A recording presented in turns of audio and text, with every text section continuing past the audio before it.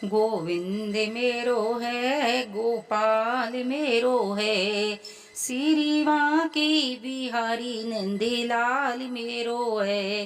Radhe Krishna. Astro ज्योति में आपका स्वागत है। आइए सुनते हैं निर्जला एकादशी व्रत कथा।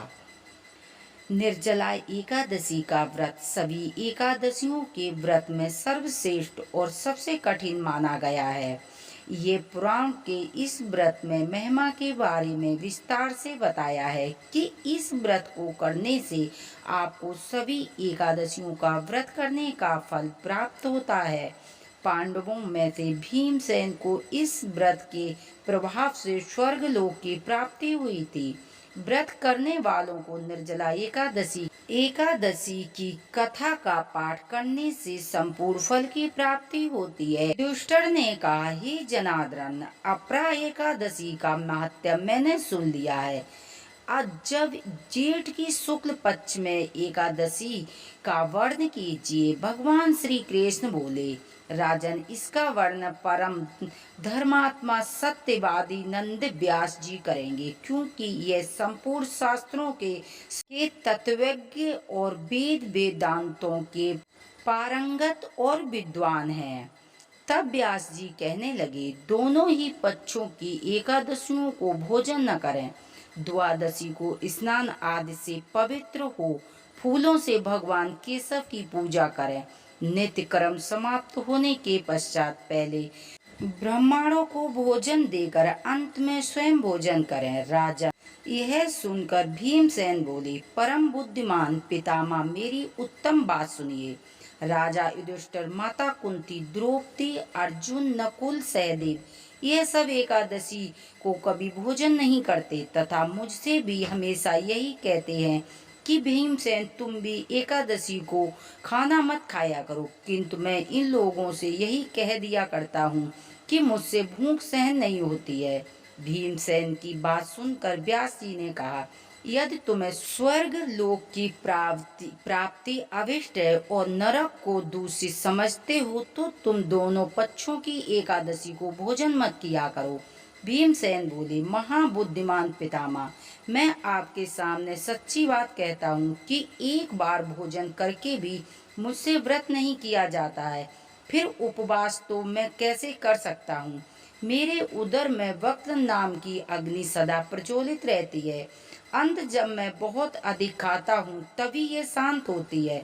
इसीलिए महामुनि, मैं ये वर्ष भर में केवल एक ही उपवास कर सकता हूँ, जिससे स्वर्ग की प्राप्ति सुलभ हो तथा जिससे करने से मेरा कल्याण हो, कल्याण का मैं भागी बन सकूं। ऐसे में कोई एक व्रत निश्चय करके मुझे बतलाइए, मैं उसका जरूर पालन करूंगा।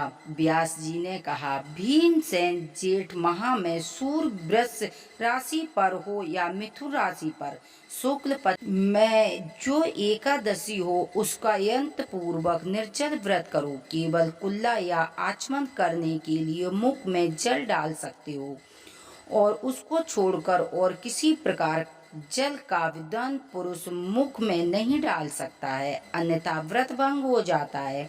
एकादशी को सूर्योदय से लेकर दूसरे दिन सूर्य उदय तक मनुष्य को जल का त्याग करना चाहिए, तभी ये व्रत पूर्ण माना जाता है। तदंत उपरांत द्वादशी को निर्मल प्रभाव काल में स्नान करके ब्राह्मणों को बुद्धि पूर्वक जल और स्वर्ण का दान करें। इस व्रत का सब कार्य पूरा करके जितेंद्र पुरुष ब्राह्मणों के साथ भोजन करे।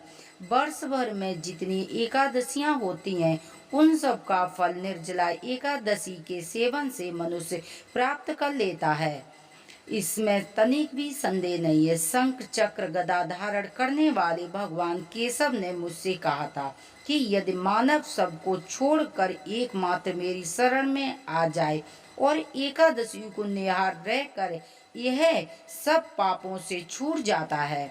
एकादशी का व्रत करने वाले पुरुष के पास विशाल काय, विकराल आकृति और काले रंग वाले दंड पासधारी भयंकर यमदूत नहीं आते हैं। अंत काल में पीताम्बर धारी सौम्य स्वभाव वाले, हाथ में सुदर्शन चक्र धारण करने वाले और मन के सामने वेदशाली विष्णु दूत आकर उन वैष्णवों को पुरुष को भगवान विष्णु के धाम ले जाते हैं। अंत निर्जला एकादशी को पूर्ण यत्न करके उपासना करनी चाहिए।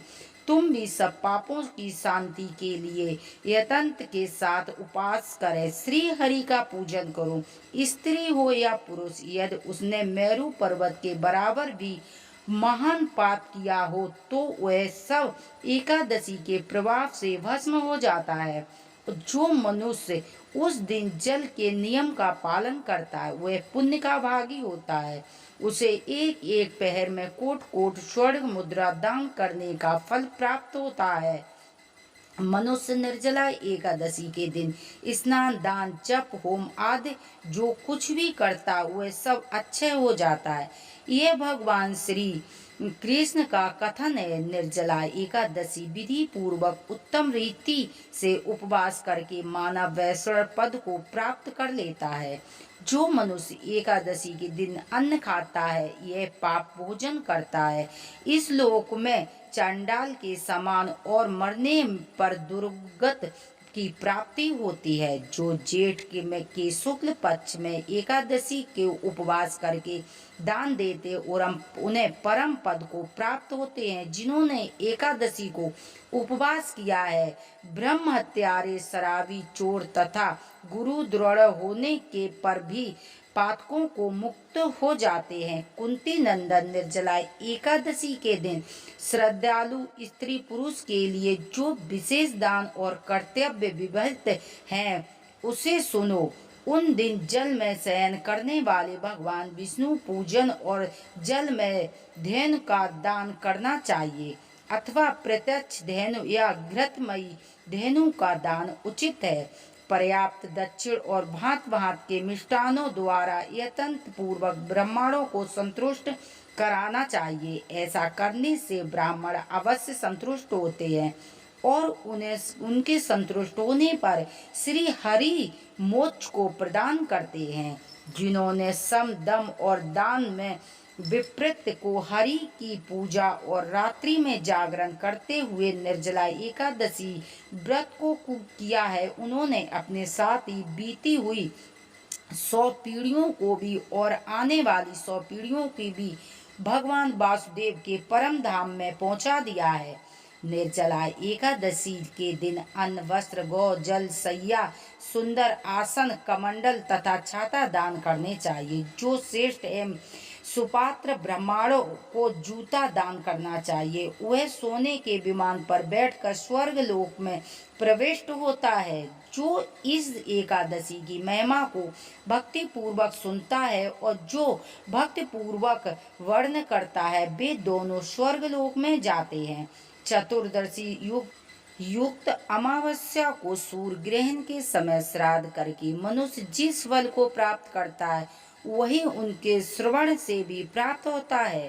पहले दंत धावन करके यही नियम लेना चाहिए कि मैं भगवान के सबकी प्रसन्नता के लिए एकादशी का निहार रहकर आचमन के सिवा दूसरे जल का भी त्याग करूंगा। द्वादशी को देवेश्वर भगवान विष्णु का पूजन करना चाहिए।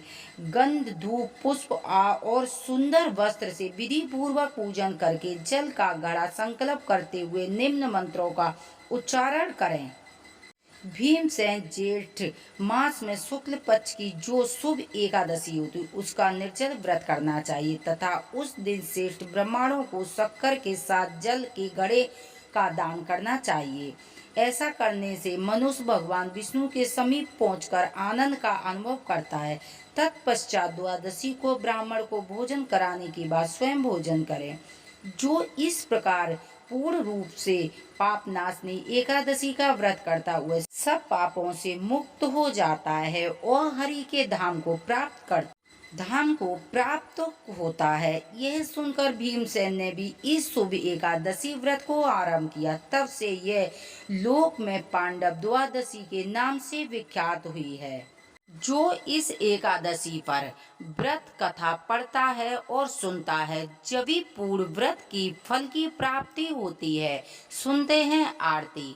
ओम जय जगदीश हरे, स्वामी जय दीननाथ हरे, भक्त जनों के संकट बंसी वाला दूर करे। ओम जय जगदीश हरे, जो धावे फल पावे, दुखी बिन से मन का, सुख संपत्ति घरे आवे, कष्ट मिटे तन का। ओम जय जगदीश हरे, माता पिता तुम मेरे, शरण गहूँ किसकी, तुम बिन और न दूजा, आस करूँ जिसकी। ओम जय जगदीश हरे, तुम पूर्ण परमात्मा तुम अंतर्यामी, जगत पिता जगदीश्वर तुम सबके स्वामी। ओम जय जगदीश हरे, तुम करुणा के सागर तुम पालन करिता, मैं मूरख कल कामी, मैं सेवक तुम स्वामी, कृपा करो भरता। ओम जय जगदीश हरे, तुम होए कि अगोचर सबके प्राणपति, किसी विधि मिलूं दया में, तुम हो मैं कुमिति। ओम जय जगदीश हरे,